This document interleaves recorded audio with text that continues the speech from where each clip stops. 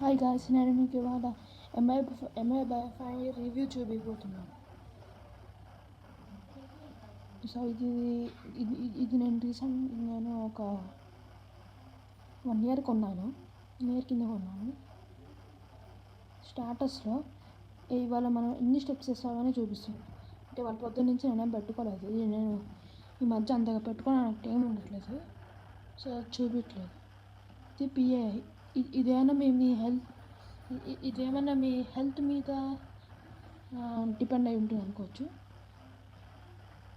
ఇందులో ఏమరాసం PI can be calculated by enabling automatic HR monitoring for 1 minute.